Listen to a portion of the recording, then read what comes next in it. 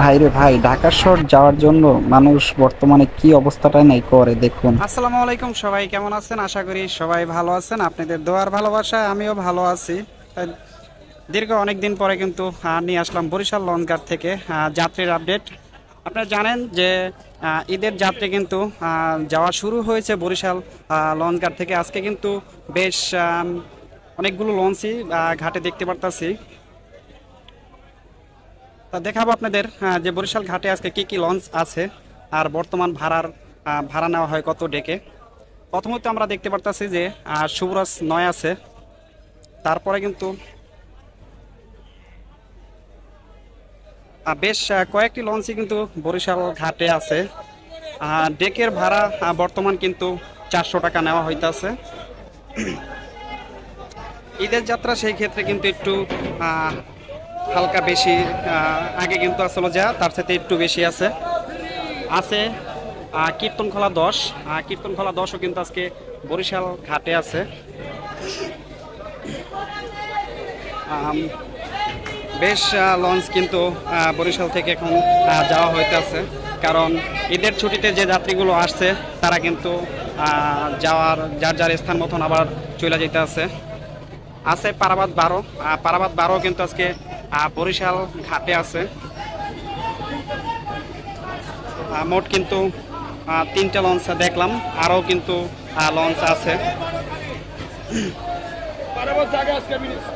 Adventure 9 কিন্তু আজকে ঘাটে আছে। বরিশাল যে লঞ্চ ঘাটটা দেখতে পাচ্ছেন, সেখানে কিন্তু যাত্রীদের ভালো একটি ভিড় দেখা যাইতেছে।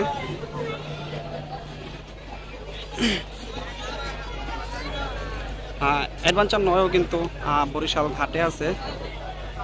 মোট 1টা 2টা 3টা 4টা 5টা 6টা 7-8টা লঞ্চ কিন্তু ঘাটে আছে।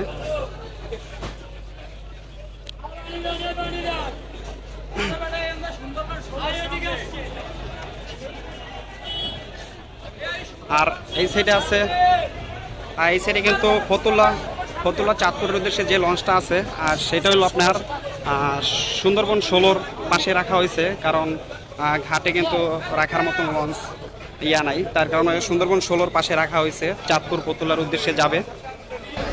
সুন্দরবন 10 আছে। আছে সুন্দরবন 16। সুন্দরবন 16 কিন্তু আজকে বরিশাল ঘাটে আছে। আর সুন্দরবন 16 আছে। আমরা একটু সবার আগে সুন্দরবন 16-র ভিতরে যাওয়ার চেষ্টা করব। তা চলুন সুন্দরবন 16-র ভিতরে যাওয়া যাক।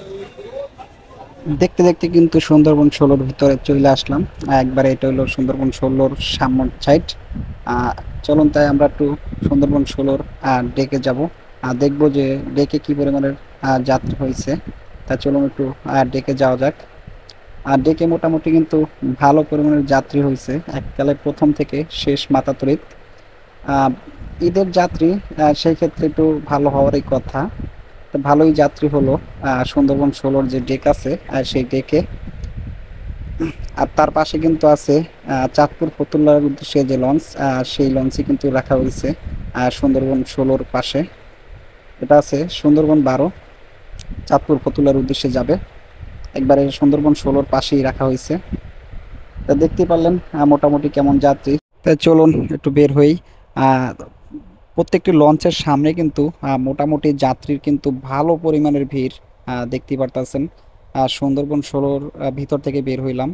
দেখুন পুরো পল্টনটাই ভরাই কিন্তু মোটামুটি ভালো যাত্রী আছে। এই লঞ্চগুলো ছাড়ার সময় কিন্তু আরও ব্যাপক সময় আছে। তারপরও কিন্তু প্রত্যেকটি লঞ্চে কিন্তু মোটামুটি ভালো যাত্রী হয়েছে।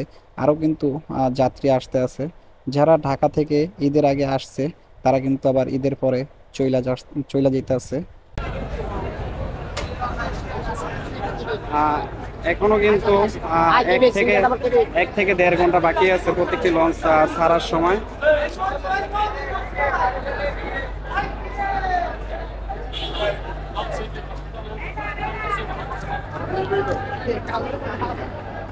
আহ, পারাবাদ 12-র যে ডেক আছে, আমরা একটু ডেকে যাব, দেখবো যে পারাবাদ 12-র ডেকের অবস্থা কি। আর পারাবাদ 12-র যে বাইক নেওয়ার ব্যবস্থা, সেটা কিন্তু একবারে সামনে রাখা হয়েছে। এটাই কিন্তু সুন্দর, ভিতরে নিলে একটু গ্যাদারিং সৃষ্টি হয়, সেই কারণে কিন্তু সামনেই রাখা অনেক ভালো। চলুন একটু ডেকে যাওয়া যাক।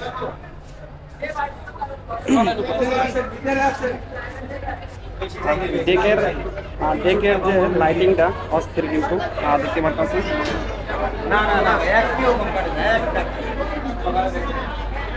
মোটামুটি কিন্তু ভালো যাত্রী হয়েছে, দেখতে পাচ্ছেন যে 12 যে ডেক আছে, ডেকে কিন্তু এককালে প্রথম থেকে শেষ মাথা ধরে ভালো পরিমাণে যাত্রী হয়েছে। আরও কিন্তু 1 ঘন্টার মতন এই রঙগুলো ছাড়ার টাইম বাকি আছে।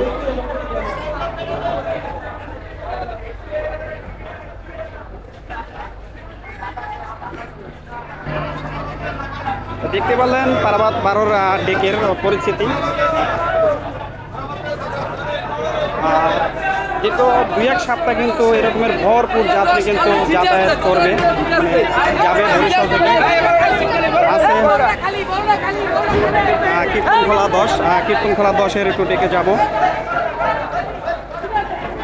সবাই নাকি বলে কীর্তনখোলা 10 লঞ্চটি অনেক বড় একটি লঞ্চ।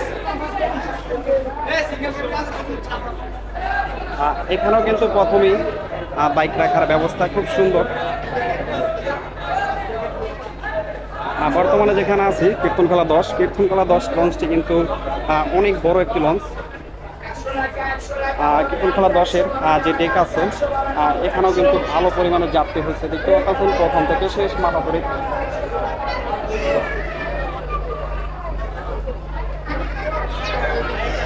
এবারে একটু আগে আগে আওয়ার চেষ্টা করলে ভালো, কারণ ঈদের যাত্রা, সেই ক্ষেত্রে একটু যাত্রী বেশি হবে, সেই কারণে কিন্তু একটু আগে আগে আওয়ার চেষ্টা করবেন সবাই।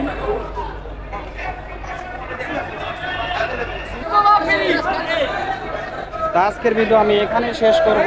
সবাই ভালো থাকবেন, সুস্থ থাকবেন। আল্লাহ হাফেজ। দেখা হবে পরবর্তীতে নতুন কোনো ভিডিওতে। সবাই ভালো থাকবেন। আল্লাহ হাফেজ।